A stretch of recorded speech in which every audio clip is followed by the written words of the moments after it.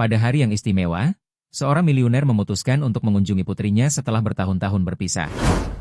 Ia menemukan anak-anak kembarnya di kandang babi, berlumuran lumpur dan memberi makan babi. Diliputi rasa bersalah, ia memutuskan untuk bertindak menyelamatkan mereka dari kehidupan penuh penderitaan. Bab 1, Kepulangan.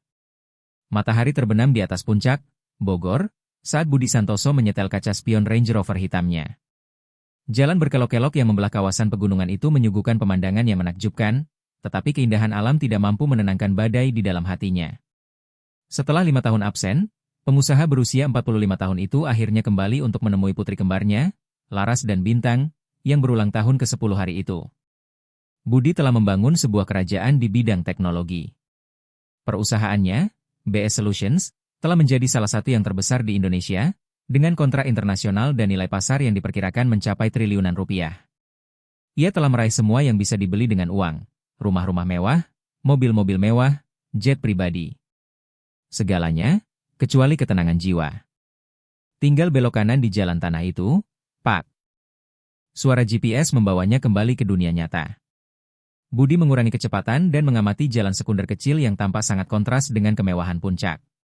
Sebuah jalan sempit, dikelilingi oleh vegetasi lebat dan seolah terlupakan oleh waktu. Perpisahannya dengan Citra, mantan istrinya, sangat traumatis. Citra menuduhnya lalai, lebih memprioritaskan bisnis daripada keluarga. Selama proses perceraian, ia bertemu Rahmat, seorang pria yang berjanji akan menjadi semua yang bukan Budi. Hadir, perhatian, berdedikasi. Ketika Citra meninggal dunia secara tak terduga 2 tahun lalu, Rahmat mengambil hak asuh atas anak-anak. Budi, yang diliputi rasa bersalah dan kesibukan, hanya menjaga kontak melalui panggilan video sesekali, mengirimkan hadiah-hadiah mahal pada hari-hari besar. Namun, sesuatu telah berubah dalam beberapa minggu terakhir. Panggilan-panggilan itu, yang tadinya ceria, menjadi singkat dan tegang. Anak-anak tampak berbeda, lebih pendiam.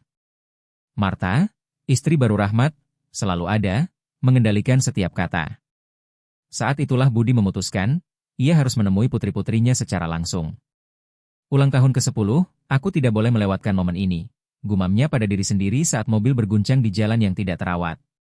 Ketika akhirnya melihat rumah itu, Budi mengerutkan kening. Tempat itu sama sekali tidak seperti foto-foto yang sesekali dikirim Rahmat.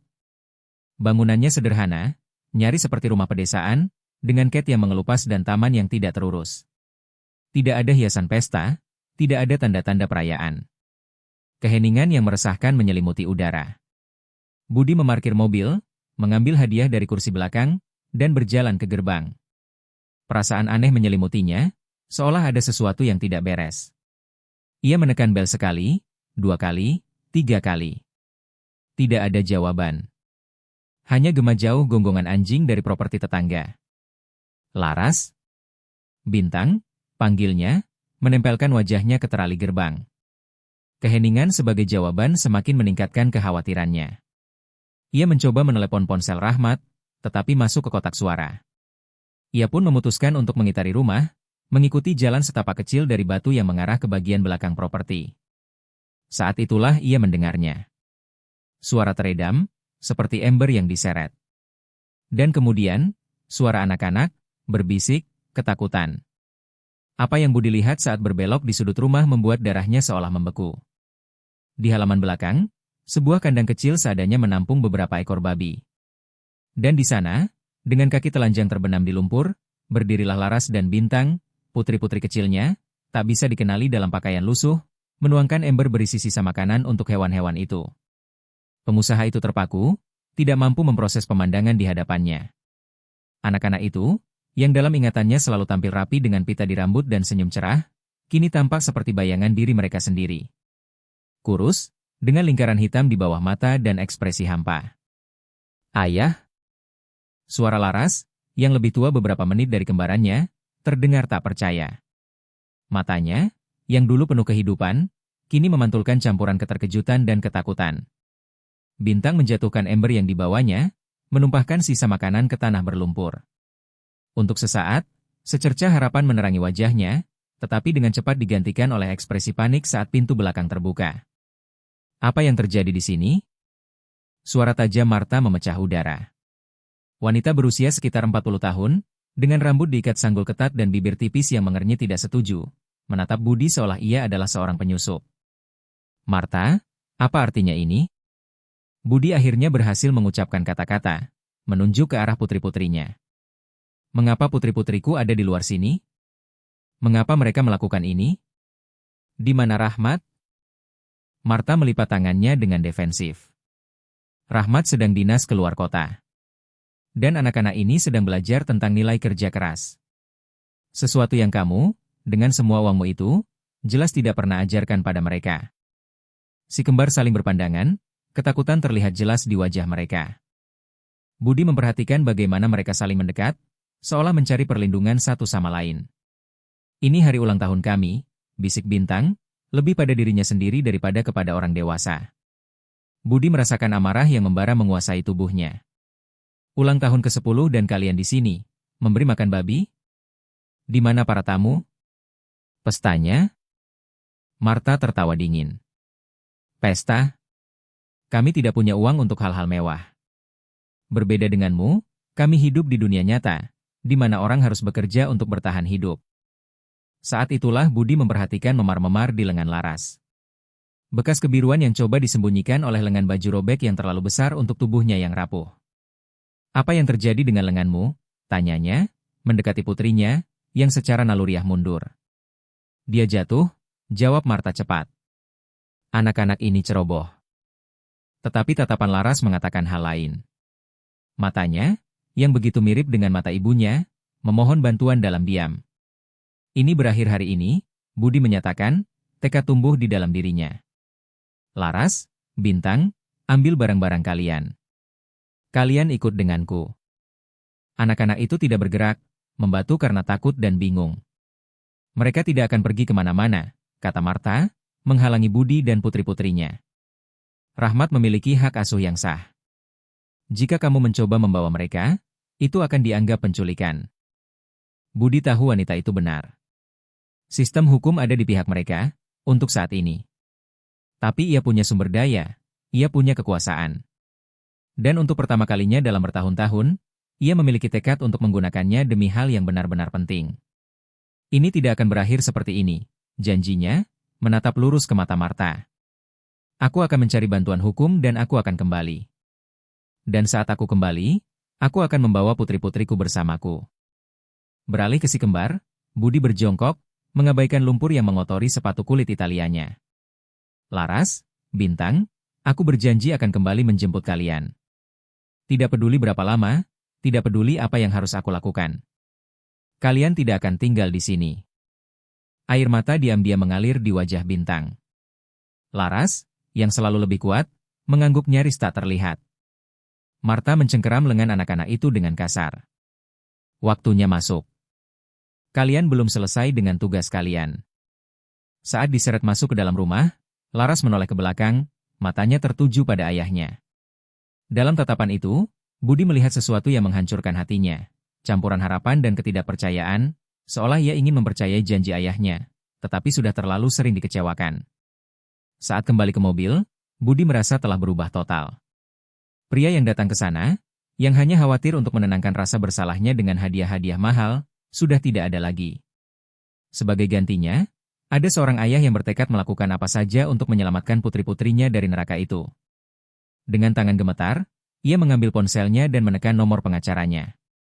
Prawiro, aku butuh bantuanmu segera. Ini tentang putri-putriku. Aku mau hak asuh mereka, dan aku mau sekarang. Bab 2, pertarungan dimulai.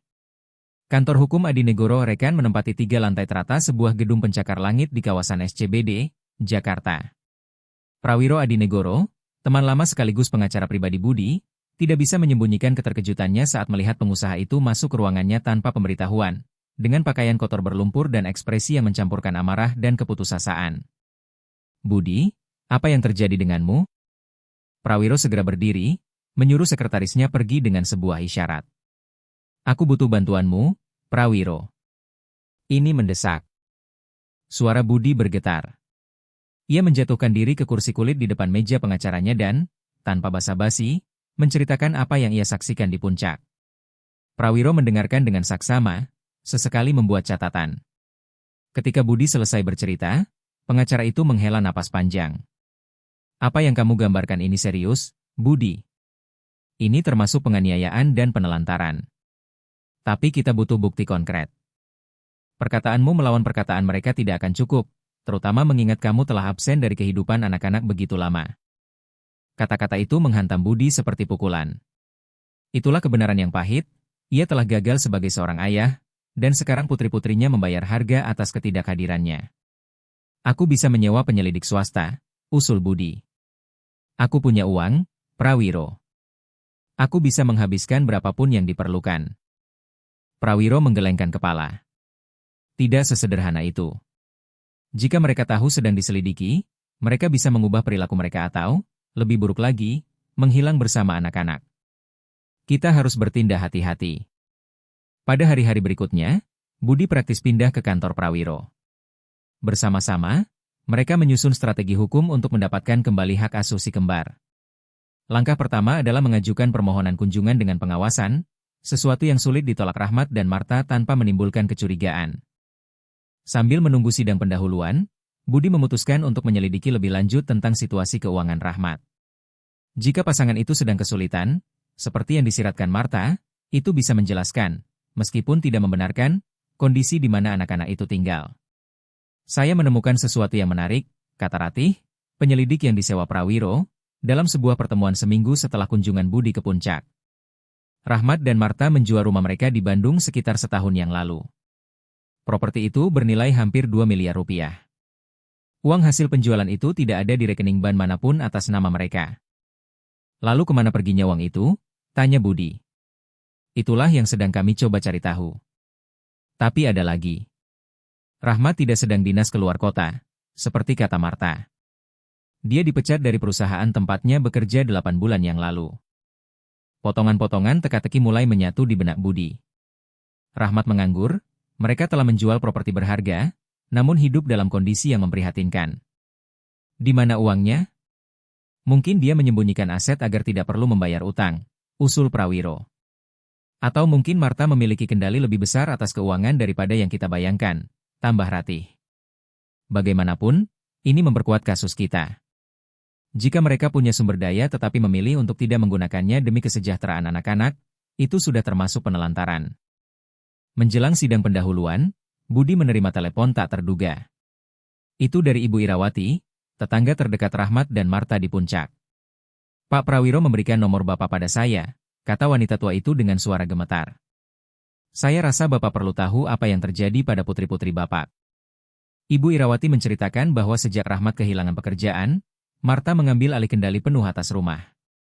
Anak-anak dipaksa bangun sebelum fajar untuk mengurus hewan dan melakukan pekerjaan rumah tangga yang berat. Seringkali, terdengar teriakan dan tangisan dari rumah itu. Saya pernah mencoba menelepon KPAI, aku wanita tua itu. Tapi ketika mereka datang, Marta menampilkan anak-anak dalam keadaan bersih dan berpakaian bagus, mengatakan itu hanya tugas-tugas edukatif. Setelah itu, anak-anak malang itu tidak boleh keluar rumah selama 2 minggu. Budi berterima kasih atas informasi itu, berjanji akan melindungi identitas tetangganya. Kesaksian itu bisa menjadi sangat penting untuk kasusnya. Keesokan paginya, Hakim Guntur Mahendra, yang dikenal karena sikapnya yang tegas dalam kasus-kasus keluarga, mendengarkan argumen awal dari kedua belah pihak. Rahmat, yang akhirnya muncul, dengan keras membantah semua tuduhan, mengklaim bahwa Budi mengarang cerita untuk menebus rasa bersalahnya atas absennya selama bertahun-tahun. Klien saya meminta kunjungan mingguan dengan pengawasan sampai kasus ini diputuskan, Prawiro menyimpulkan. Itu adalah hak minimum yang dimiliki seorang ayah. Hakim setuju, membuat Budi lega. Kunjungan akan dimulai pada akhir pekan berikutnya, di bawah pengawasan seorang pekerja sosial yang ditunjuk oleh pengadilan. Pada hari Sabtu, Budi tiba lebih awal di rumah di puncak. Kali ini, properti itu tampak berbeda. Tamannya telah dibersihkan dengan tergesa-gesa, dan anak-anak menunggu di teras, mengenakan pakaian yang jelas-jelas baru, meskipun masih sederhana. Pekerja sosial, Dr. Teresa, seorang wanita paruh baya dengan tatapan tajam, mengamati setiap detail dengan saksama. Marta menyambut semua orang dengan senyum paksa, menawarkan kopi dan kue seolah-olah ia adalah tuan rumah yang sempurna. Namun, si kembar tetap diam, hanya menjawab dengan 1 atau 2 kata saat ditanya. Budi memperhatikan bagaimana mereka menghindari menatap langsung ke arah Marta, seolah takut akan reaksinya. Bolehkah kami berjalan-jalan di taman? Usul Budi, ingin menjauhkan putri-putrinya dari pengaruh menekan ibu tiri mereka.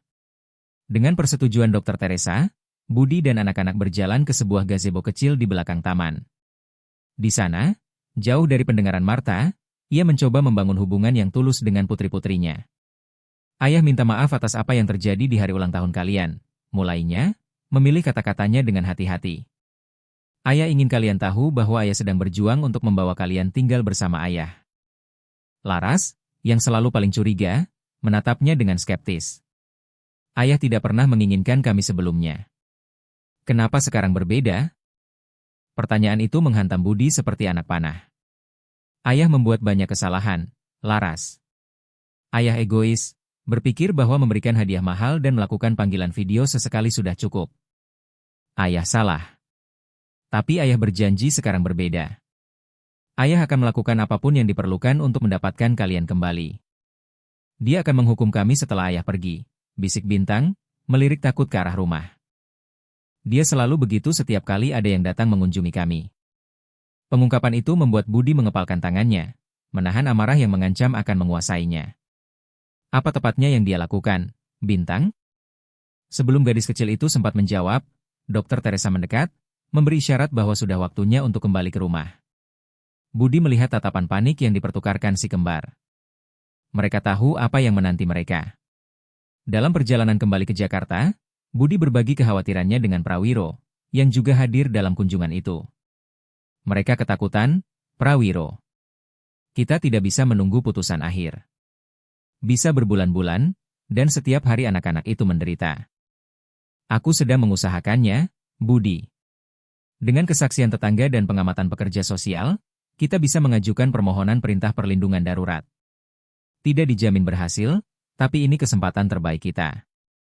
Minggu berikutnya, sambil menunggu kabar dari proses hukum, Budi menerima telepon yang mengkhawatirkan dari Ibu Irawati. Anak-anak tidak masuk sekolah minggu ini, lapor wanita tua itu, kekhawatiran terdengar jelas dalam suaranya. Dan tadi malam, saya melihat Rahmat dan Marta memasukkan beberapa koper ke dalam mobil. Saya rasa mereka berencana kabur dengan putri-putri Bapak. Kepanikan menguasai Budi. Ia segera menghubungi Prawiro, yang kemudian meminta Hakim Guntur Mahendra untuk mengadakan sidang darurat. Sang Hakim, yang tersentuh oleh gawatnya situasi, mengeluarkan perintah pencegahan yang melarang Rahmat dan Marta meninggalkan kota bersama si kembar. Petugas pengadilan, didampingi oleh polisi, dikirim ke kediaman di Puncak. Mereka tiba tepat pada waktunya untuk mencegah pasangan itu pergi bersama anak-anak. Rahmat dibawa untuk memberikan keterangan, sementara Marta tetap di rumah di bawah pengawasan.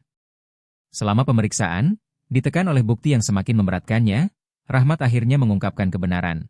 Ia telah kehilangan segalanya dalam judi online. Rumah di Bandung, tabungan, bahkan tunjangan yang rutin dikirim Budi untuk putri-putrinya, semuanya habis dilalap kecanduannya. Marta mengetahuinya beberapa bulan yang lalu. Akunya, wajahnya ditandai rasa malu. Dia sangat marah, mengambil alih kendali atas segalanya. Dia bilang anak-anak harus belajar bertahan hidup dengan sedikit, karena aku telah menghancurkan masa depan kami. Pengakuan Rahmat secara signifikan memperkuat kasus Budi. Dengan bukti penelantaran finansial, penganiayaan psikologis, dan kemungkinan kekerasan fisik, Hakim memutuskan agar si kembar untuk sementara ditempatkan di panti asuhan negara sampai proses selesai. Tidak, mereka harus tinggal bersamaku, protes Budi dengan keras. Pak Santoso, saya mengerti kekhawatiran Anda, jawab Hakim dengan tegas. Tapi Anda sendiri mengakui bahwa Anda telah absen selama bertahun-tahun. Kami perlu memastikan Anda siap untuk memikul tanggung jawab membesarkan dua anak yang trauma. Panti asuhan memiliki psikolog dan pekerja sosial yang dapat membantu mereka sementara kami mengevaluasi kapasitas Anda sebagai seorang ayah. Budi ingin protes, tetapi Prawiro menahannya. Dia benar, Budi. Kita harus melakukan ini dengan benar. Anak-anak butuh stabilitas sekarang, lebih dari apapun.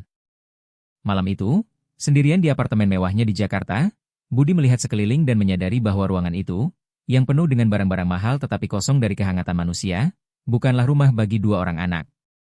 Jika ia benar-benar ingin mendapatkan kembali putri-putrinya, ia harus melakukan perubahan besar dalam hidupnya.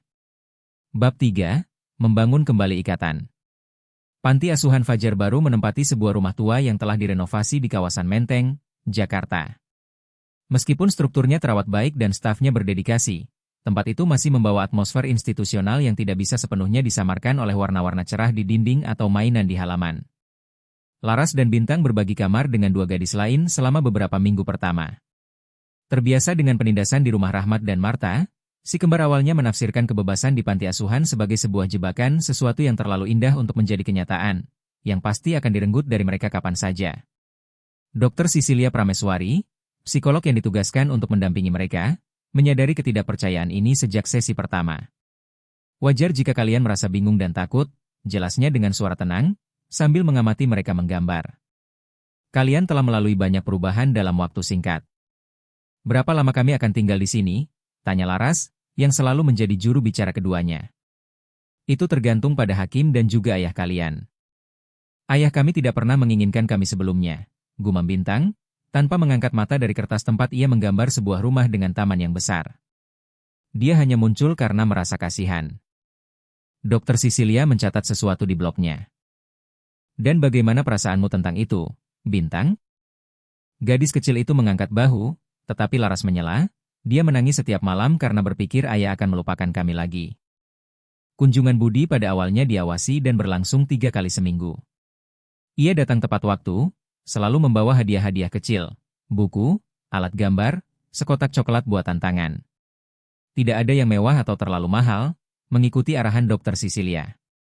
Anak-anak membutuhkan kehadiran Anda, bukan hadiah Anda, jelasnya dengan tegas. Mereka telah dikondisikan untuk percaya bahwa kasih sayang dapat dibeli atau ditarik sebagai hukuman. Kita perlu memutus siklus itu.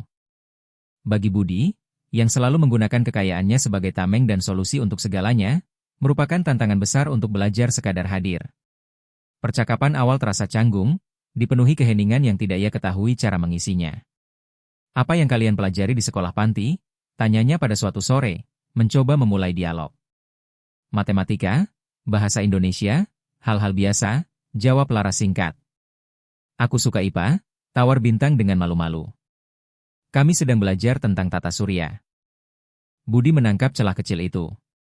Ayah suka sekali astronomi waktu kecil. Tahu tidak, ayah punya teleskop yang tersimpan di suatu tempat di apartemen ayah? Mata Bintang berbinar sejenak sebelum kembali ke kewaspadaan biasanya. Benarkah? Ya, kita bisa mencarinya bersama saat jika kalian datang tinggal bersama ayah. Itu adalah awal yang sederhana, tetapi signifikan. Pada pertemuan-pertemuan berikutnya, Budi membawa buku-buku astronomi, dan mereka menghabiskan waktu berjam-jam menjelajahi gambar-gambar galaksi yang jauh. Laras pada awalnya menjaga jarak, mengamati dengan skeptis pendekatan antara ayah dan saudara perempuannya. Dinding pertahanannya lebih sulit ditembus. Seiring dengan kunjungan, Budi bekerja tanpa lelah untuk mengubah hidupnya. Ia mendelegasikan administrasi harian BS Solutions kepada tim eksekutifnya, mengurangi jam kerjanya secara drastis. Ia menjual apartemen penthouse-nya dan membeli sebuah rumah yang luas di Pondok Indah, dengan halaman belakang tempat anak-anak bisa bermain dan kamar yang dirancang khusus untuk masing-masing dari mereka. Ayah benar-benar berpikir hanya itu? Tanya Laras saat berkunjung, setelah Budi dengan antusias menunjukkan foto-foto rumah baru itu. Bahwa ayah bisa membeli rumah yang bagus dan berpura-pura menjadi ayah sungguhan? Pertanyaan itu menampar Budi. Ia menatap putrinya, melihat di dalam dirinya tekad dan kejujuran yang sama yang menjadi ciri khas Citra, mantan istrinya. Sejenak, ia kehilangan kata-kata. Tidak, Laras, jawabnya akhirnya. Ayah tahu rumah tidak membuat sebuah keluarga. Ayah sedang belajar menjadi seorang ayah, hari demi hari. Dan ayah akan terus mencoba, bahkan ketika kamu tidak percaya pada ayah. Ketulusan jawaban itu tampaknya mengejutkan gadis itu. Untuk pertama kalinya, ia menahan tatapan ayahnya tanpa permusuhan, hanya dengan rasa ingin tahu yang hati-hati. Setelah 2 bulan kunjungan yang diawasi, evaluasi psikologis, dan inspeksi di rumah baru Budi, Hakim Guntur Mahendra mengadakan sidang baru untuk mengevaluasi kemajuan kasus tersebut. Laporan-laporannya menggembirakan, kata Hakim, membolak-balik dokumen di hadapannya. Dr. Sisilia menunjukkan bahwa anak-anak merespons positif terhadap perawatan, dan Pak Budi telah menunjukkan komitmen yang tulus terhadap peran sebagai ayah. Rahmat dan Marta juga hadir di persidangan. Rahmat tampak lesu, wajahnya ditandai penyesalan. Marta, di sisi lain, mempertahankan ekspresi keras dan tanpa emosi yang sama. Namun, lanjut Hakim, masih ada masalah yang harus diselesaikan. Si kembar mengalami trauma yang signifikan dan akan membutuhkan dukungan berkelanjutan. Selain itu, Pak Rahmat secara hukum masih memegang hak asuh atas anak-anak, terlepas dari keadaan saat ini. Prawiro Adinegoro berdiri. Yang mulia, klien saya memohon hak asuh definitif atas putri-putrinya. Laporan psikologis dan pernyataan Pak Rahmat sendiri mengkonfirmasi bahwa lingkungan tempat anak-anak tinggal berbahaya bagi perkembangan mereka. Pengacara Rahmat, seorang pria dengan penampilan lelah dan setelan usang, membantah, klien saya mengakui kesalahannya dan sedang mencari pengobatan untuk kecanduan judinya. Dia mencintai anak-anak itu dan menginginkan kesempatan kedua. Dan bagaimana dengan Ibu Marta? Tanya Hakim. Laporan menunjukkan bahwa dialah yang terutama bertanggung jawab atas penganiayaan terhadap anak-anak. Keheningan yang berat menyelimuti ruangan. Rahmat menatap istrinya, yang tetap tanpa ekspresi. Pernikahan saya dengan Marta sudah berakhir, kata Rahmat akhirnya, mengejutkan semua orang. Saya mengakui bahwa saya telah gagal sebagai seorang ayah dengan membiarkan situasi menjadi seperti ini. Jika pengadilan mengizinkan, saya ingin memulai proses pendekatan kembali dengan anak-anak tiri saya, tetapi saya mengakui bahwa saya tidak dalam kondisi untuk menawarkan rumah yang stabil yang mereka butuhkan saat ini. Marta berdiri tiba-tiba. Ini konyol. Yang saya lakukan hanyalah mencoba mengajarkan disiplin kepada anak-anak manja itu. Sementara kamu menghabiskan uang kita untuk berjudi dan ia menunjuk budi dengan menuduh, mengirim hadiah mahal untuk menenangkan hati nuraninya, sayalah satu-satunya yang peduli dengan masa depan mereka. Hakim mengetuk palu.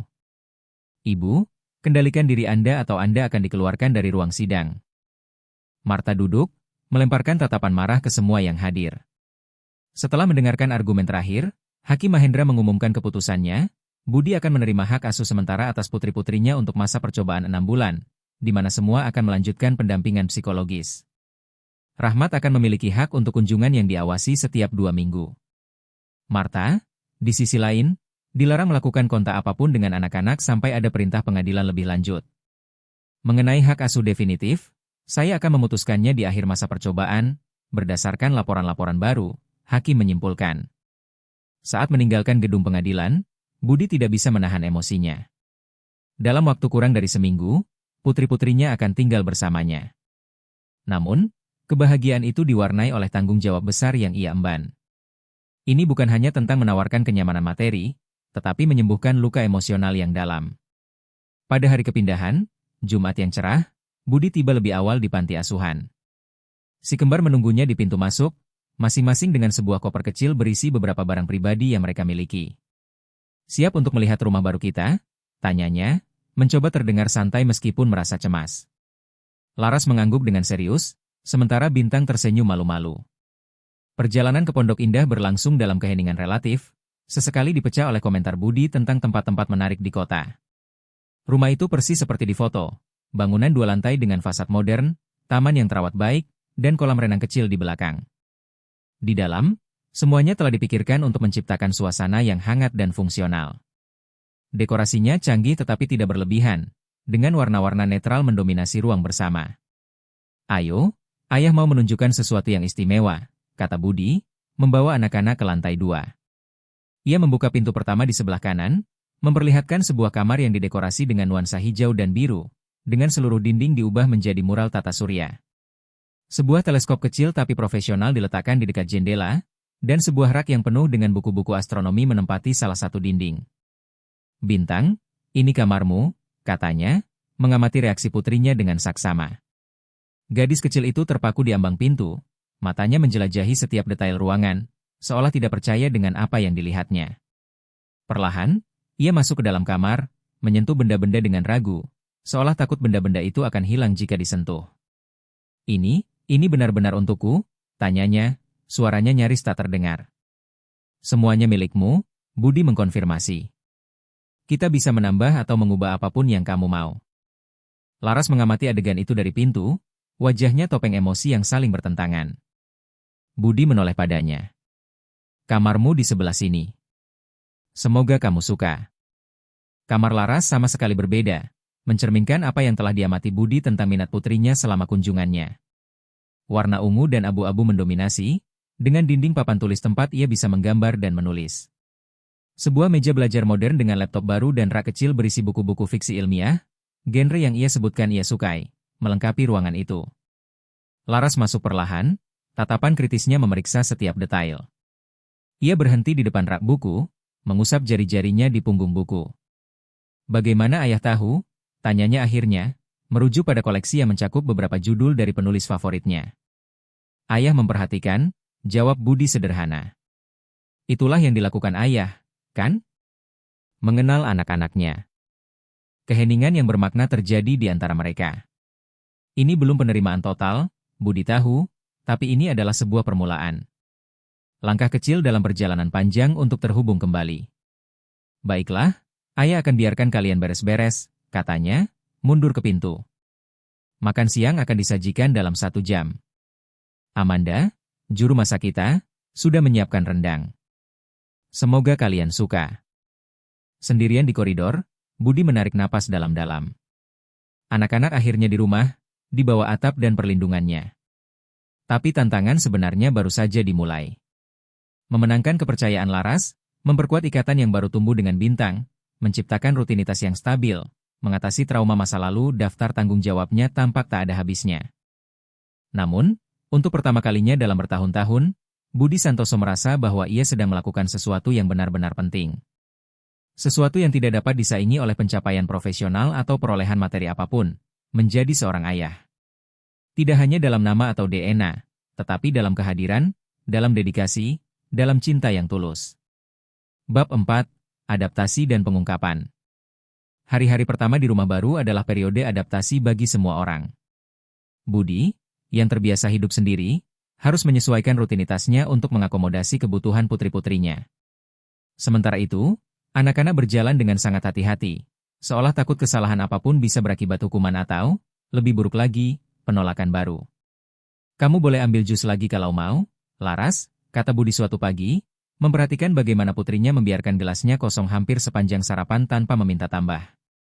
Aku tidak haus, jawabnya otomatis, meskipun matanya mengkhianati keinginannya. Bintang, menyadari momen itu, menyela dengan malu-malu. Bolehkah aku ambil jus lagi untukku? Tentu saja boleh, jawab Budi dengan wajar. Kamu tidak perlu minta izin untuk mengambil sesuatu di rumahmu sendiri. Konsep rumah sendiri masih terdengar aneh bagi si kembar. Setelah bertahun-tahun diperlakukan sebagai tamu yang tidak diinginkan, pertama oleh ayah yang absen, lalu oleh ibu tiri yang menindas, sulit untuk percaya bahwa mereka benar-benar memiliki tempat di mana mereka menjadi bagiannya. Rutinitas mulai terbentuk secara bertahap. Budi mendaftarkan mereka di Sekolah Cita Bangsa, sebuah sekolah dengan reputasi sangat baik yang hanya berjarak 15 menit berkendara dari rumah baru mereka. Setiap pagi, ia sendiri yang mengantar mereka, mengatur ulang jadwal profesionalnya agar bisa hadir pada momen itu. Kita tidak perlu supir, tanya Laras pada hari ketiga, ketika menyadari rutinitas itu berulang. Ayah lebih suka mengantar kalian sendiri, jawab Budi, menyetel kaca spion. Ini adalah waktu terbaik dalam hariku. Sore harinya, setelah sekolah, anak-anak melanjutkan sesi terapi mereka, sekarang dengan Dr. Sisilia di praktik pribadinya. Budi juga menjalani terapi, dalam upaya untuk lebih memahami perannya sebagai ayah dan mengatasi rasa bersalah yang masih ia rasakan atas tahun-tahun ketidakhadirannya. Rasa bersalah tidak membantu siapapun, kata terapisnya, Dr. Markus, dalam salah satu sesi. Terutama putri-putri Anda. Mereka membutuhkan ayah yang hadir dan tersedia secara emosional, bukan seseorang yang lumpuh oleh penyesalan. Akhir pekan didedikasikan untuk kegiatan keluarga. Budi berkonsultasi dengan anak-anak tentang apa yang ingin mereka lakukan, menawarkan pilihan tetapi tidak pernah memaksakan preferensinya. Perlahan-lahan, mereka menemukan minat yang sama dan menciptakan kenangan positif. Pada suatu Sabtu pagi, sekitar sebulan setelah pindah, Budi mengejutkan putri-putrinya dengan proposal yang tidak biasa. Bagaimana kalau kita mengunjungi kantor pusat BS Solutions hari ini? Ayah bisa menunjukkan di mana ayah bekerja. Si kembar saling berpandangan dengan ragu. Perusahaan ayah mereka selalu mewakili apa yang menjauhkan mereka darinya, pekerjaan yang selalu menjadi prioritas di atas mereka. Kenapa kami mau melihat itu? Tanya Laras, selalu belak-belakan. Budi ragu-ragu, menyadari bahwa usulannya mungkin telah menyentuh luka lama.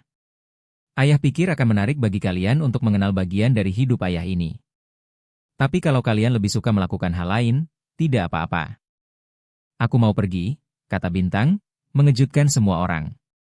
Aku mau lihat apa yang begitu penting sampai membuat ayah jauh begitu lama.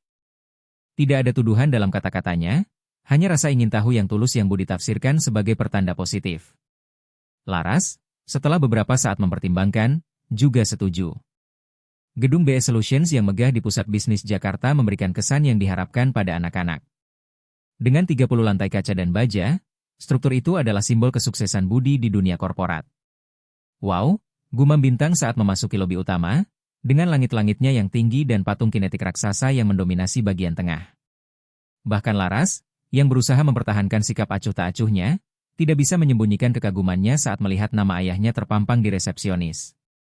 Budi membimbing mereka melalui berbagai departemen, memperkenalkan mereka kepada karyawan, yang jelas tidak terbiasa melihat CEO bersama putri-putrinya. Banyak yang tampak benar-benar terkejut mengetahui bahwa bos mereka punya keluarga.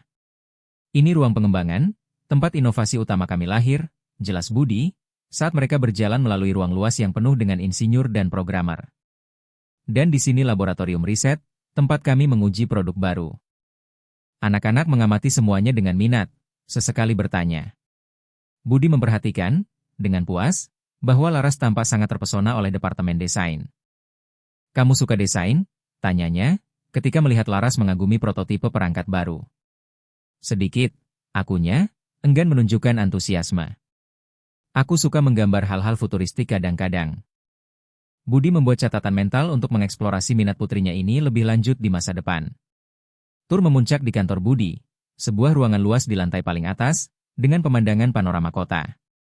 Dindingnya dihiasi dengan penghargaan dan pengakuan industri, serta foto-foto bersama tokoh-tokoh penting di dunia teknologi. Anak-anak berkeliling ruangan, memeriksa benda-benda. Bintang berhenti di depan sebuah foto Budi dengan seorang pria yang lebih tua, keduanya tersenyum di depan versi yang lebih sederhana dari gedung perusahaan saat ini. Siapa ini? Tanyanya, menunjuk pria yang tidak dikenal itu. Budi mendekat, senyum nostalgia muncul di wajahnya. Ini Rudi Saleh, mentorku. Dialah yang memberiku kesempatan pertama di bidang teknologi, saat aku hanyalah seorang pemuda dari pinggiran dengan mimpi besar dan tanpa koneksi. Ayah dulu miskin? Tanya Laras, terkejut. Budi mengangguk. Sangat. Ayah besar di Tanjung Priok, putra dari seorang asisten rumah tangga dan seorang tukang bangunan. Ayah sekolah di sekolah negeri seumur hidup. Anak-anak tampak benar-benar terkejut dengan pengungkapan itu. Bagi mereka, ayah mereka selalu menjadi pengusaha miliarder, yang lahir dari keluarga kaya. Lalu bagaimana ayah bisa jadi kaya? Tanya Bintang. Budi mengundang mereka untuk duduk. Sudah waktunya untuk berbagi bagian dari ceritanya yang belum pernah ia ceritakan kepada siapapun, bahkan kepada Citra. Ketika ayah berumur 16 tahun, ayah mengembangkan sebuah perangkat lunak untuk membantu pedagang kecil mengelola stok mereka. Sesuatu yang sederhana, tapi fungsional. Pak Rudi, yang memiliki perusahaan teknologi kecil, melihat potensi dalam program itu dan dalam diri ayah. Dia mempekerjakan ayah, membiayai kuliah ayah di teknik informatika, dan mengajari ayah segalanya tentang bisnis. Laras dan Bintang mendengarkan dengan saksama, melihat ayah mereka dalam cahaya baru. Ketika Pak Rudi meninggal dunia, 10 tahun yang lalu, dia mewariskan bagian perusahaannya kepada ayah. Saat itulah ayah mengubah startup kecil itu menjadi BS Solutions yang kalian lihat hari ini. Jadi ayah benar-benar membangun semua ini dari nol, kata Laras, sedikit kekaguman tanpa sengaja dalam suaranya. Ya, dengan kerja keras dan sedikit keberuntungan, Budi mengakui. Tapi dalam prosesnya, ayah membuat kesalahan dengan menjauh dari orang-orang yang ayah cintai. Ayah memprioritaskan perusahaan di atas keluarga. Itu adalah kesalahan yang sedang coba ayah perbaiki sekarang. Keheningan reflektif menyelimuti kantor. Pengungkapan tentang masa lalu Budi tampaknya telah menciptakan dimensi baru dalam hubungannya dengan putri-putrinya. Dalam perjalanan pulang, Bintang mengejutkan ayahnya dengan pertanyaan tak terduga. Kenapa ayah dan mama berpisah? Budi menelan ludah. Itu adalah percakapan yang ia tahu pada akhirnya akan terjadi, tetapi ia tidak merasa siap. Itu rumit, jawabnya pada awalnya, tetapi melihat ekspresi kecewa putrinya, ia menjelaskan lebih lanjut. Ayah terobsesi dengan pekerjaan, dengan kesuksesan. Ayah bepergian selama berminggu-minggu, pulang larut malam, hidup dengan ponsel di tangan. Ibumu merasa kesepian dan terabaikan. Dan itu memang benar. Apa Mama membenci Ayah? Tanya Laras, suaranya terdengar lembut. Tidak, Ayah rasa Mama tidak membenci Ayah, Budi merenung. Ayah rasa dia terluka. Terluka karena Ayah tidak tahu bagaimana menyeimbangkan ambisi dengan cinta untuk kalian. Ketika Ayah menyadari kesalahan Ayah, semuanya sudah terlambat. Tapi Ayah masih menyukainya, desak Bintang. Selalu, Budi mengakui, dengan gumpalan di tenggorokannya. Citra adalah cinta dalam hidup Ayah. Bahkan setelah berpisah, tidak pernah ada orang lain yang berarti bagi Ayah seperti dia. Sekali lagi keheningan, kali ini lebih padat, penuh dengan emosi yang tak terucap dan pertanyaan yang masih belum terjawab. Minggu berikutnya, pengacara Rahmat menghubungi untuk menjadwalkan kunjungan pertama yang diawasi. Budi merasakan campuran kekhawatiran dan ketidaknyamanan, sebagian dari dirinya ingin melindungi putri-putrinya dari kontak apapun dengan masa lalu yang menyakitkan, tetapi ia tahu ia tidak punya hak itu. Rahmat, terlepas dari kesalahannya, telah menjadi figur ayah bagi si kembar selama bertahun-tahun. Kunjungan itu akan berlangsung di sebuah taman umum, di bawah pengawasan seorang pekerja sosial. Pada pagi yang ditentukan, Budi memperhatikan kecemasan anak-anak saat sarapan. Kalian tidak harus pergi jika tidak mau, tawarnya, mencoba terdengar netral. Hakim bilang kita harus pergi, jawab Laras, mengaduk serealnya tanpa antusias. Sebenarnya tidak. Kalian punya hak untuk menolak. Ayah bisa menelepon Pak Prawiro dan memberitahukan keputusan kalian. Si kembar saling berpandangan, dalam salah satu komunikasi diam yang tampaknya hanya bisa dilakukan oleh anak kembar. Kami mau pergi, putus Laras akhirnya, berbicara untuk keduanya. Kami perlu menanyakan beberapa hal pada Om Rahmat. Budi mengangguk, menghormati keputusan mereka, meskipun penasaran pertanyaan apa yang mereka miliki. Pertemuan itu pada awalnya canggung. Rahmat tampak menua, wajahnya ditandai oleh stres beberapa bulan terakhir. Dia memeluk anak-anak dengan malu-malu, sebuah gestur yang mereka balas dengan sedikit kaku. Budi menjauh untuk memberi mereka privasi, meskipun tetap berada pada jarak yang memungkinkannya untuk mengamati tanpa mengganggu. Ia melihat ketika Laras mulai berbicara dengan intens, wajahnya serius dan penuh tekad. Ia melihat Rahmat menundukkan kepala, mengangguk beberapa kali, sesekali menyeka air mata. Bintang lebih diam, tetapi sama-sama memperhatikan jawaban dari mantan ayah tirinya. Setelah sekitar 1 jam, anak-anak mengucapkan selamat tinggal kepada Rahmat dengan pelukan yang terasa lebih tulus daripada yang awal dan kembali ke Budi. Di dalam mobil, ia menghormati keheningan mereka, menunggu mereka berbagi apa yang mereka inginkan pada saat yang mereka pilih. Baru setelah makan malam, saat mereka menonton film di ruang keluarga, Laras akhirnya membahas masalah itu. Kami bertanya pada Om Rahmat tentang Mama, ungkapnya, menjeda film. Tentang bagaimana keadaannya di akhir, sebelum kecelakaan itu. Budi merasakan jantungnya berdebar kencang. Itu adalah topik yang ia sendiri hindari, keadaan kehilangan Citra masih terlalu menyakitkan untuk dikunjungi kembali. Dan apa yang dia katakan? Tanyanya, mencoba menjaga suaranya tetap stabil. Dia bilang Mama bahagia, jawab Bintang, senyum kecil muncul di bibirnya. Dia bilang Mama sering membicarakan Ayah akhir-akhir ini. Bahwa Mama berpikir untuk menelepon Ayah untuk berbicara tentang kami. Pengungkapan itu menghantam Budi seperti ombak. Dia mengatakan itu? Laras mengangguk, matanya tertuju pada ayahnya. Dia bilang Mama tidak pernah berhenti mencintai Ayah. Bahwa Mama pikir kalian bisa menemukan jalan kembali, demi kami. Budi menutup matanya, tidak mampu menahan emosi yang menguasainya. Bertahun-tahun ia percaya bahwa Citra membencinya, bahwa ia tidak akan pernah memaafkannya, dan sekarang ini kemungkinan rekonsiliasi yang tidak pernah sempat berkembang. Om Rahmat juga bilang Tante Marta tidak pernah menyukai kami, lanjut Laras, suaranya sekarang lebih keras. Bahwa dia hanya setuju menerima kami karena menginginkan uang tunjangan. Dia meminta maaf karena tidak melindungi kami darinya.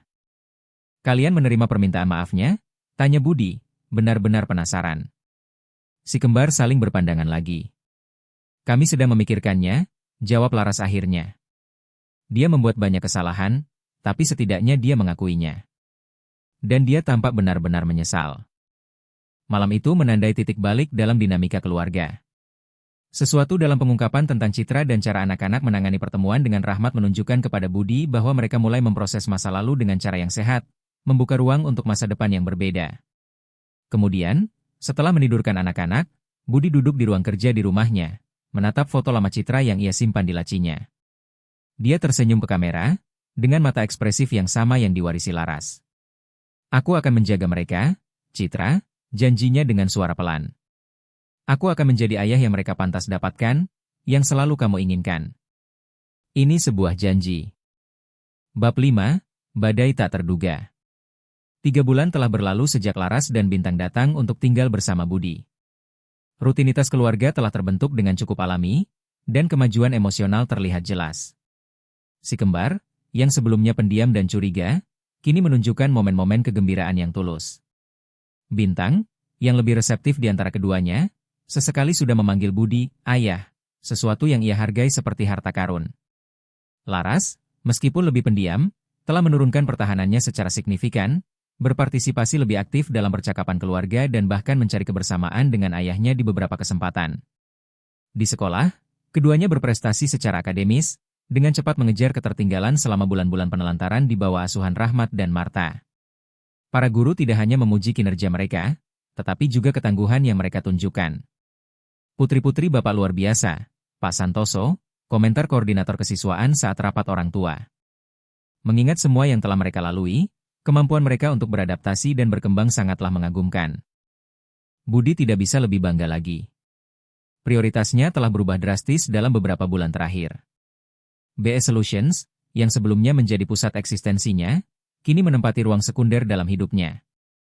Ia telah mendelegasikan berbagai tanggung jawab, mengurangi jam kerjanya, dan menerapkan sistem kerja dari rumah yang memungkinkannya untuk lebih hadir dalam rutinitas putri-putrinya.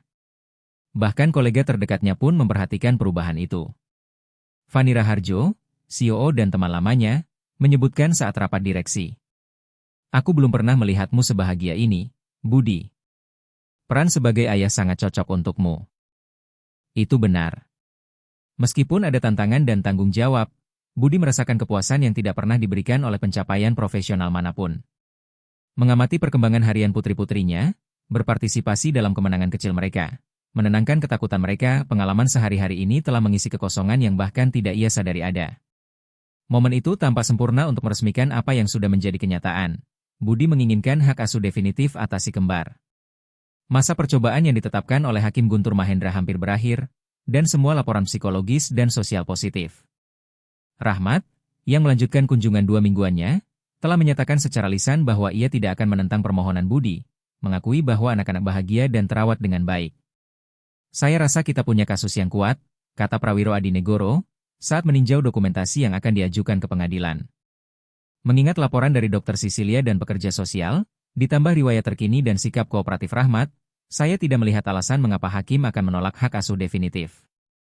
Budi membiarkan dirinya merasakan secercah optimisme. Dalam beberapa hari, putri-putrinya akan menjadi miliknya secara resmi dan permanen.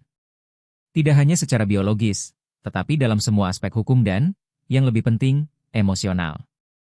Untuk merayakannya lebih awal, ia merencanakan akhir pekan istimewa di Pulau Macan, Kepulauan Seribu. Ia menyewa sebuah villa di tepi pantai, mengatur tur perahu, dan memesan restoran yang sesuai dengan selera anak-anak.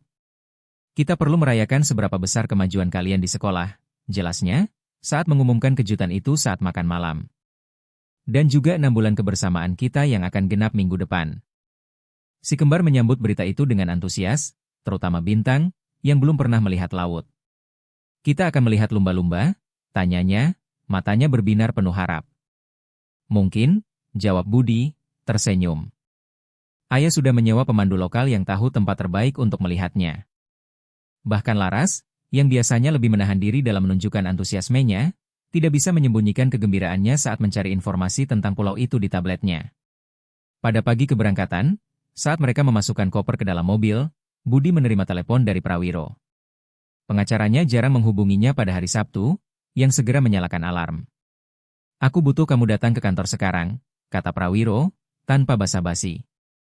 Ada komplikasi dalam proses hak asuh. Komplikasi? Komplikasi macam apa? Budi menjauh dari anak-anak, merendahkan suaranya. Kami akan berangkat ke Pulau Macan. Lebih baik tunda perjalanannya, Budi. Ini serius. Nada serius Prawiro tidak memberi ruang untuk berdebat. Budi menutup telepon, merasakan perutnya mulas. Bagaimana ia akan menjelaskan kepada putri-putrinya bahwa perjalanan yang ditunggu-tunggu harus ditunda?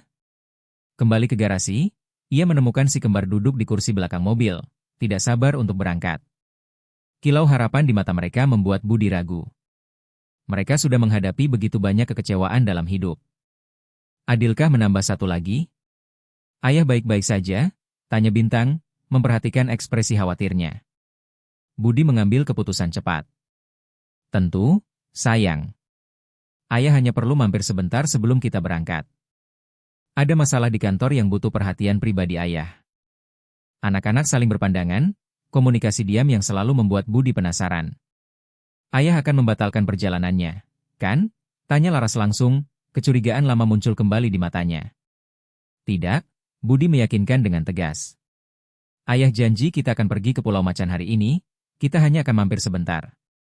Kalian bisa ikut ayah ke kantor Pak Prawiro, tidak akan lama. Meskipun ia meyakinkan, Budi menyadari bahwa kerusakan telah terjadi. Suasana ringan dan gembira beberapa menit sebelumnya telah berganti menjadi ketegangan yang nyata. Di kantor Prawiro Adinegoro, anak-anak dipersilakan menunggu di ruang resepsionis, di mana sekretaris menawari mereka minuman ringan dan tablet dengan permainan. Budi mengikuti pengacaranya ke ruang pribadinya, di mana ia disambut dengan ekspresi serius. Apa yang terjadi, Prawiro? Kukira semuanya sudah beres. Marta, yang terjadi, jawab pengacara itu, menyerahkan sebuah dokumen. Dia mengajukan gugatan terhadap permohonan hak asuhmu. Budi merasakan darahnya seolah membeku. Bagaimana? Kenapa? Dia bahkan tidak punya hubungan kerabat dengan anak-anak. Secara teknis, dia adalah ibu tiri mereka saat menikah dengan Rahmat. Dan menurut petisi ini, dia dan Rahmat tidak pernah bercerai secara resmi. Ini konyol. Rahmat sendiri menyatakan di pengadilan bahwa pernikahan mereka sudah berakhir. Prawiro mengangguk setuju. Ya, tapi tidak ada perceraian resmi. Secara hukum, mereka masih menikah. Dan dia menggunakan itu sebagai dasar klaimnya. Budi membolak-balik dokumen itu, kengeriannya meningkat di setiap halaman. Marta tidak hanya menggugat hak asuh, tetapi juga melontarkan tuduhan serius terhadap Budi. Ia menuduh Budi telah memaksa Rahmat untuk melepaskan haknya, bahwa ia menawarkan kehidupan mewah yang berlebihan yang merusak anak-anak, dan bahwa ia dengan sengaja menjauhkan mereka dari akar dan kenangan keluarga mereka. Ini murni niat jahat, gumam Budi, merasakan amarahnya memuncak. Wanita ini menganiaya putri-putriku selama bertahun-tahun dan sekarang punya keberanian untuk menampilkan diri sebagai pelindung mereka? Sayangnya, Hakim Mahendra menganggap tuduhan itu cukup serius untuk menunda keputusannya, jelas Prawiro. Dia ingin mendengar Marta dan melakukan evaluasi baru terhadap anak-anak. Berapa lama ini akan memakan waktu? Sulit diprediksi. Beberapa minggu, mungkin beberapa bulan. Berita itu jatuh seperti seember air dingin bagi Budi. Semua yang telah ia bangun dalam beberapa bulan terakhir, keamanan, kepercayaan, lingkungan yang stabil tiba-tiba terasa terancam. Anak-anak akan sangat terpukul, katanya, mengusap wajahnya dengan frustrasi. Mereka akhirnya merasa aman. Mereka tidak perlu tahu semua detailnya sekarang, usul Prawiro. Kita bisa meminimalkan dampaknya, menjelaskan bahwa ini hanya formalitas hukum. Tidak, jawab Budi dengan tegas. Aku tidak akan membohongi mereka. Mereka sudah terlalu sering dibohongi dalam hidup. Mereka berhak tahu kebenarannya, meskipun itu menyakitkan. Dalam perjalanan kembali ke mobil, Budi mencoba menata pikirannya. Bagaimana ia akan menjelaskan situasi ini tanpa membuat putri-putrinya panik secara tidak perlu? Laras dan Bintang menunggu di mobil. Wajah mereka menempel di jendela, mengamatinya mendekat. Tatapan penuh harap mereka hampir mematahkan tekad Budi. Sejenak, ia mempertimbangkan untuk mengikuti saran Prawiro meminimalkan situasi, mungkin bahkan tidak menyebut nama Marta. Tetapi ia tahu bahwa kejujuran, betapapun sulitnya, sangat penting untuk membangun hubungan kepercayaan yang sangat ia dambakan dengan putri-putrinya. Kita punya masalah, mulainya, setelah duduk di kursi pengemudi dan berbalik untuk menatap mereka. Tante Marta mengajukan gugatan ke pengadilan. Dia mencoba mencegah ayah mendapatkan hak asuh definitif kalian. Keheningan yang menyusul terasa memekakan telinga. Si kembar, berdampingan di kursi belakang, tampak membeku. Laras yang akhirnya bereaksi, suaranya bergetar karena marah. Dia tidak bisa melakukan itu. Dia membenci kita. Dia tidak akan berhasil, Budi meyakinkan, mencoba terdengar lebih percaya diri daripada yang sebenarnya ia rasakan. Pak Prawiro adalah pengacara yang hebat dan kita punya semua laporan yang mendukung kita. Ini hanya akan menunda prosesnya sedikit. Apa kita harus kembali ke panti asuhan? Tanya Bintang, ketakutan terlihat jelas di suaranya. Tidak, sama sekali tidak, Budi menegaskan. Kalian tetap di bawah asuhan sementara ayah. Tidak ada yang akan mengambil kalian dari ayah. Tetapi kata-katanya tampaknya tidak cukup untuk menenangkan kepanikan yang semakin meningkat pada anak-anak. Bintang mulai menangis diam-diam, sementara Laras memeluknya, matanya sendiri berkaca-kaca. Dia akan memisahkan kita lagi, isak Bintang. Seperti yang dia lakukan waktu itu. Waktu itu kapan? Tanya Budi, bingung. Si kembar saling bertukar pandang, seolah memutuskan apakah akan berbagi rahasia yang telah lama disimpan. Laras yang mengambil inisiatif. Setelah Mama pergi, kami tinggal bersama Eyang Joko dan Eyang Helena sebentar. Mereka merawat kami dengan baik. Budi mengangguk. Ia tahu itu. Orang tua Citra telah mengambil alih perawatan cucu-cucu mereka untuk sementara waktu sementara ia sendiri tenggelam dalam pekerjaan, tidak mampu menangani peran sebagai ayah sendirian. Tapi kemudian Om Rahmat muncul bersama Tante Marta, lanjut Laras. Mereka bilang mereka lebih muda dan bisa merawat kami lebih baik daripada kakek nenek, yang sudah tua. Kakek nenek kalian setuju dengan itu? Tanya Budi, merasa ada lebih banyak hal dalam cerita ini daripada yang ia bayangkan. Tidak, jawab Bintang, menyeka air matanya. Mereka tidak mau. Tapi Om Rahmat bilang dia akan menuntut semua orang. Dia akan mengatakan hal-hal buruk tentang Eyang di pengadilan. Hal-hal seperti apa? Bahwa Eyang suka minum, jelas Laras. Eyang sudah berhenti bertahun-tahun, tapi Om Rahmat mengancam akan menggunakan itu untuk melawannya. Dan kemudian Tante Marta bilang jika kami tidak ikut tinggal bersama mereka, dia akan memastikan kami tidak akan pernah bertemu kakek nenek kami lagi. Pengungkapan itu menghantam Budi seperti tamparan. Ia tidak tahu bahwa anak-anak itu praktis telah direnggut dari kakek nenek mereka melalui pemerasan emosional. Kenapa kalian tidak pernah memberitahuku ini? Ayah tidak pernah bertanya, jawab Laras sederhana. Dan kami berjanji tidak akan memberitahu siapapun. Tante Marta bilang jika kami bicara, hal buruk akan terjadi pada kakek nenek. Budi merasakan gelombang rasa bersalah yang baru. Di mana ia saat semua ini terjadi? Mungkin di suatu ruang rapat, menyelesaikan kontrak jutaan dolar lainnya, sama sekali tidak menyadari drama yang dihadapi putri-putrinya. Apa Eyang Joko dan Eyang Helena masih hidup? Tanyanya, takut akan jawabannya. Kami tidak tahu, jawab Bintang dengan sedih. Kami tidak pernah bertemu mereka sejak itu. Tante Marta tidak pernah membiarkan kami menelepon mereka. Tekad baru tumbuh di dalam diri Budi. Ia tidak hanya akan memperjuangkan hak asuh putri-putrinya, tetapi juga akan mencoba menghubungkan kembali anak-anak itu dengan kakek nenek dari pihak ibu mereka, jika mereka masih hidup. Itu adalah potongan lain dari teka-teki keluarga yang perlu dipulihkan. Begini saja, usulnya, setelah beberapa saat merenung. Pertama, perjalanan kita ke Pulau Macan tetap jadi. Kita tidak akan membiarkan Tante Marta merusak momen ini lagi untuk kita. Kedua, begitu kita kembali, kita akan mencari kakek nenek kalian bersama-sama. Dan ketiga, ayah berjanji kepada kalian bahwa ayah akan melakukan semua yang ayah bisa agar Marta tidak pernah lagi memiliki kekuasaan atas hidup kalian. Anak-anak tampak sedikit terhibur oleh kata-katanya, meskipun ketakutan masih tersisa di tatapan mereka. Selama perjalanan ke pesisir, Budi tidak bisa berhenti memikirkan apa yang telah ia temukan. Bagaimana Rahmat dan Marta berhasil memanipulasi situasi seperti itu? Bagaimana kakek nenek anak-anak membiarkan mereka dibawa pergi? Dan di mana Joko dan Helena sekarang? Sore itu, setelah mereka menetap di villa pantai dan saat si kembar menjelajahi pasir pantai pribadi, Budi menelepon Prawiro. Aku butuh kamu menemukan orang tua Citra, pintanya, tanpa basa-basi. Joko dan Helena Susilo. Terakhir ku dengar mereka tinggal di Bekasi.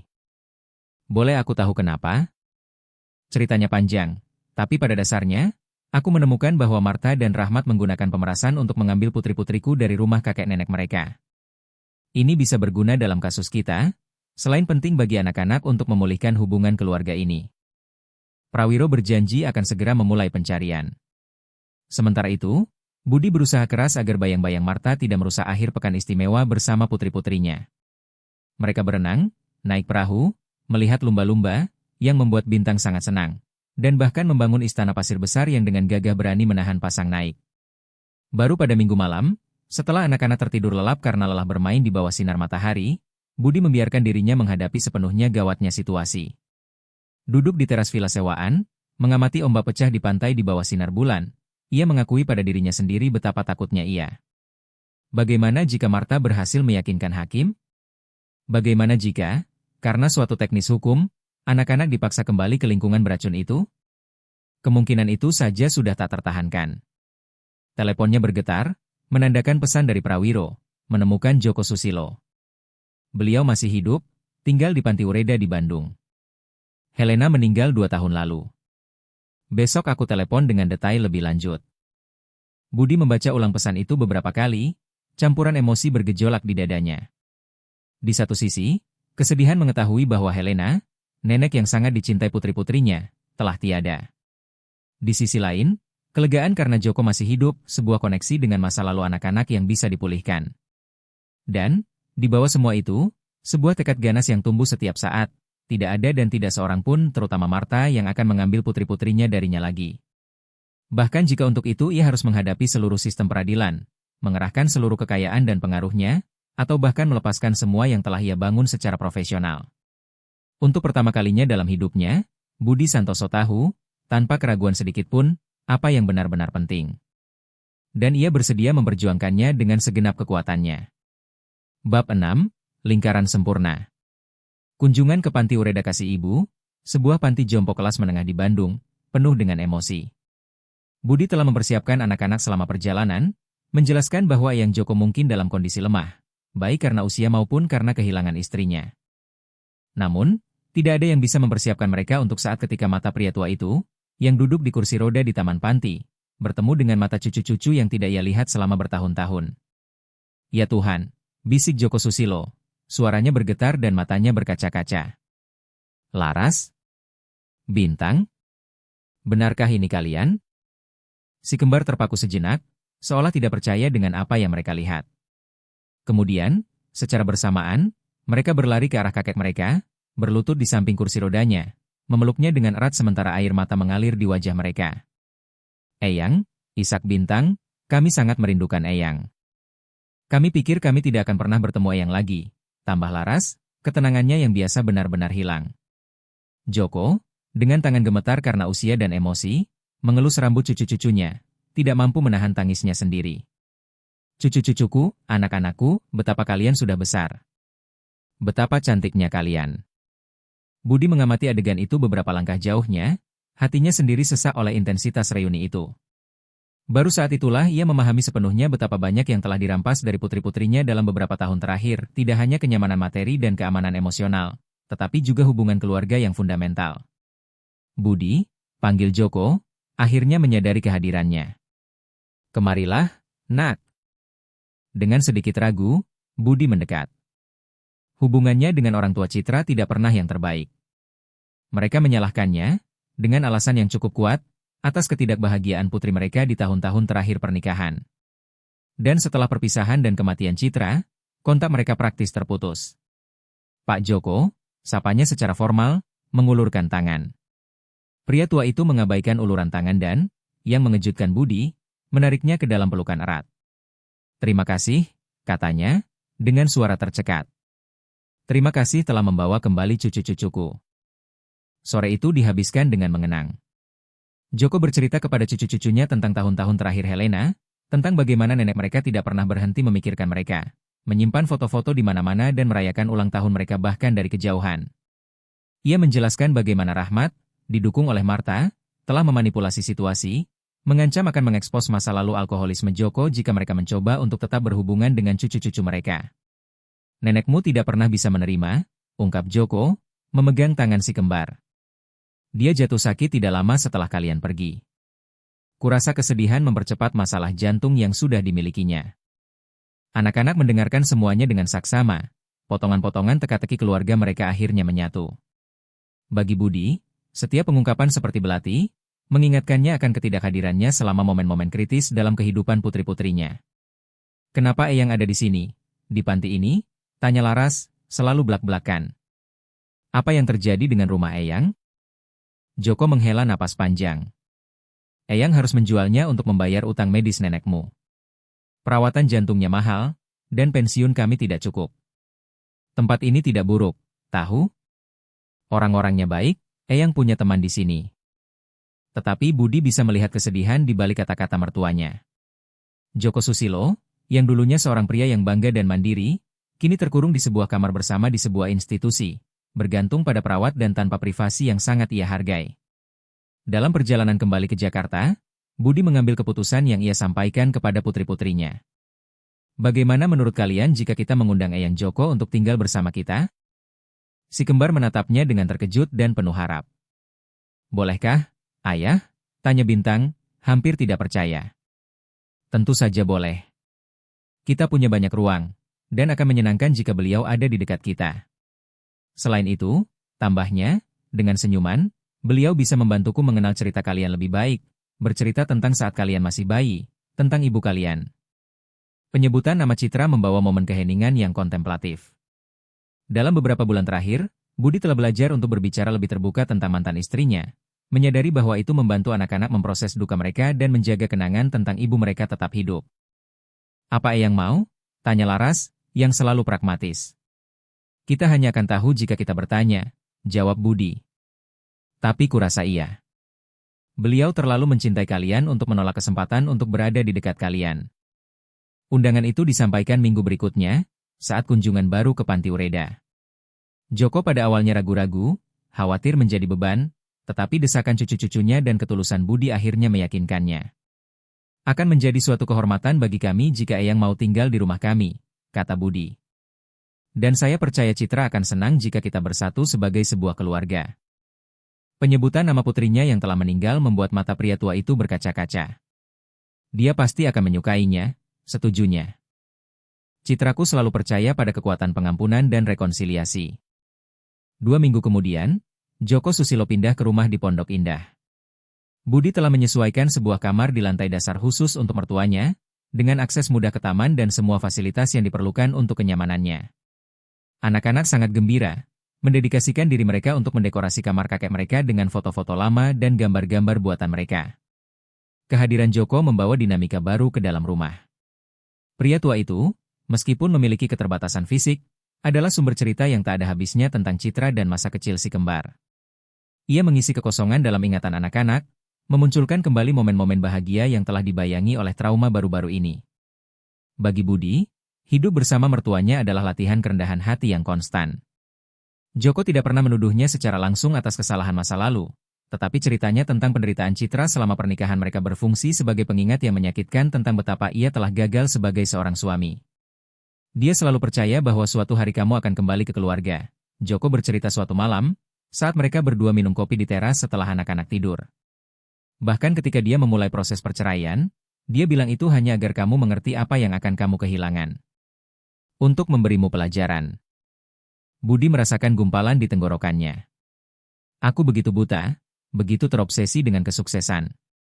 Ketika akhirnya aku sadar, semuanya sudah terlambat. Tidak pernah ada kata terlambat untuk melakukan hal yang benar, jawab Joko, dengan kebijaksanaan bertahun-tahun. Lihatlah dirimu sekarang, menjadi ayah yang pantas didapatkan cucu-cucuku. Citra pasti akan bangga. Kata-kata itu berarti lebih bagi Budi daripada persetujuan profesional apapun yang pernah ia terima. Sementara itu, proses hak asuh definitif terus berjalan. Gugatan Marta secara efektif menunda keputusan akhir, seperti yang diprediksi Prawiro. Sidang untuk mendengarkan tuduhannya dijadwalkan pada pertengahan November, hampir 6 bulan setelah kepindahan anak-anak ke rumah Budi. Kita sudah sangat siap, Prawiro meyakinkan, saat rapat strategi. Dengan kesaksian Pak Joko tentang bagaimana Rahmat dan Marta menjauhkan anak-anak dari kakek nenek mereka, kita punya argumen kuat lainnya yang mendukung kita. Meski begitu, aku khawatir, Budi mengakui. Marta itu manipulatif. Siapa tahu cerita macam apa yang akan dia karang di pengadilan? Hakim Mahendra itu berpengalaman. Dia akan bisa melihat kebohongan, jawab Prawiro. Selain itu, kita punya fakta konkret di pihak kita. Evaluasi psikologis anak-anak, laporan pekerja sosial, kesaksian Ibu Irawati, pengakuan Rahmat tentang kecanduan judinya. Ini kasus yang solid. Menjelang persidangan, Budi berbicara secara terbuka dengan putri-putrinya, mempersiapkan mereka untuk apa yang mungkin terjadi. Besok, Hakim akan mendengarkan Tante Marta. Jelasnya, memilih kata-katanya dengan hati-hati. Dia mungkin akan mengatakan hal-hal buruk tentang ayah, tentang keluarga kita. Ayah ingin kalian tahu bahwa, apapun yang terjadi di persidangan, ayah akan terus berjuang untuk kalian. Laras dan Bintang duduk berdampingan di sofa ruang keluarga, mendengarkan dengan saksama. Mereka telah tumbuh begitu besar dalam beberapa bulan terakhir, tidak hanya secara fisik, tetapi juga secara emosional. Terapi berkelanjutan dengan Dr. Cecilia, lingkungan yang stabil dan penuh kasih, hubungan kembali dengan kakek mereka, semuanya berkontribusi pada pemulihan kepercayaan diri dan kegembiraan mereka. Tante Marta tidak bisa memisahkan kita, kata Bintang dengan keyakinan yang mengejutkan untuk seseorang seusianya. Kita sudah di rumah sekarang. Di rumah, ulang Laras, mengangguk. Untuk pertama kalinya dalam waktu yang sangat lama. Kesederhanaan dan kedalaman pernyataan itu membuat Budi meneteskan air mata. Putri-putrinya merasa di rumah. Setelah begitu banyak penderitaan dan ketidakstabilan, mereka akhirnya merasa aman, dicintai, dan menjadi bagian dari sesuatu. Tidak ada kemenangan profesional atau pengakuan yang bisa menandingi pencapaian ini. Keesokan harinya, Pengadilan Negeri Jakarta ramai seperti biasa. Budi, Prawiro, dan Joko, yang bersikeras untuk hadir, meskipun kesulitan bergerak, menunggu di ruang tunggu pengadilan. Si kembar tinggal di rumah dengan pengasuh terpercaya. Budi dan Dr. Cecilia setuju bahwa menghadapkan mereka pada konfrontasi dengan Marta bisa berbahaya. Ketika pintu terbuka untuk persidangan, Budi merasakan jantungnya berdebar kencang. Di dalam, duduk di seberang ruangan, ada Rahmat dan Marta. Rahmat tampak tidak nyaman, menghindari kontak mata.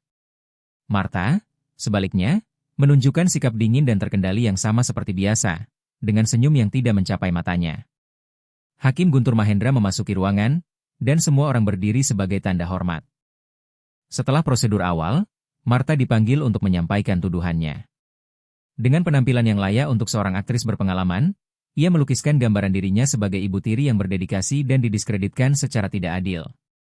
Ia menuduh bahwa Budi, dengan kekuasaan dan pengaruhnya, telah memanipulasi sistem peradilan, Rahmat, dan bahkan anak-anak itu sendiri untuk menjauhkan mereka dari satu-satunya rumah stabil yang mereka kenal dalam beberapa tahun terakhir. Anak-anak dibesarkan dengan disiplin dan nilai-nilai. Katanya, suaranya diatur agar terdengar tulus dan emosional. Ya, kami menuntut mereka untuk melakukan tugas-tugas rumah tangga, seperti yang seharusnya dilakukan setiap anak. Itu bukan penganiayaan, itu pendidikan.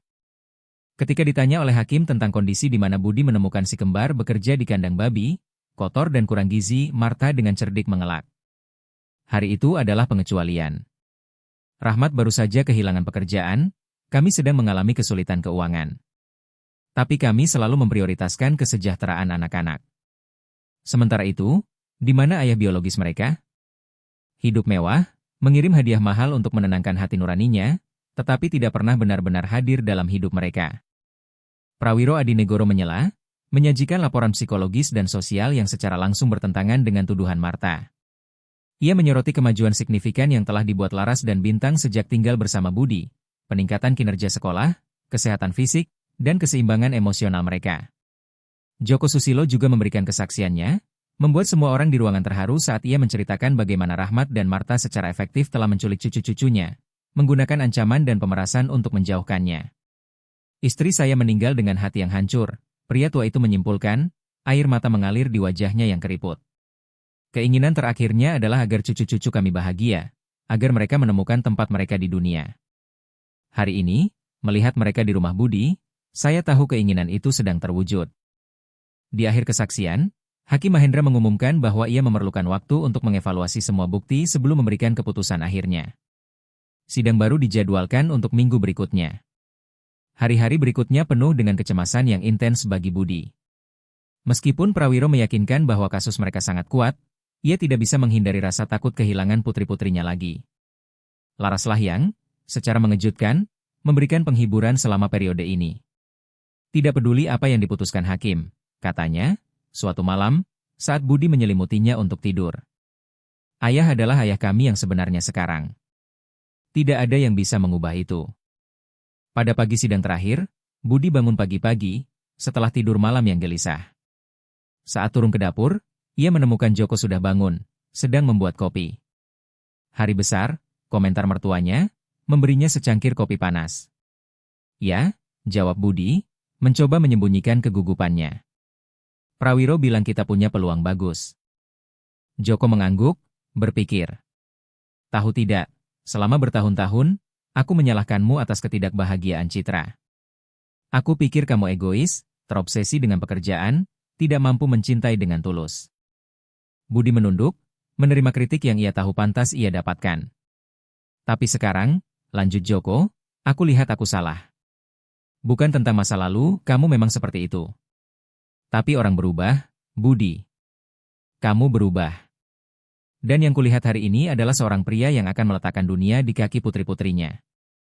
Seorang pria yang akan membuat Citra bangga menyebutnya suami, jika ia punya kesempatan untuk melihat transformasi ini. Kata-kata Joko sangat menyentuh Budi. Pengakuan dari mertuanya, yang dulu membencinya, berarti lebih dari yang bisa ia ungkapkan. Terima kasih, Eyang, akhirnya ia berhasil berkata. Itu sangat berarti bagiku. Di pengadilan, ketegangan terasa nyata. Rahmat hadir lagi, tetapi, yang mengejutkan, Marta tidak datang. Pengacaranya menjelaskan bahwa ia ditahan karena urusan pribadi yang mendesak, yang menimbulkan keheranan di seluruh ruangan. Hakim Mahendra, yang tetap tenang seperti biasa, memulai sidang tepat waktu.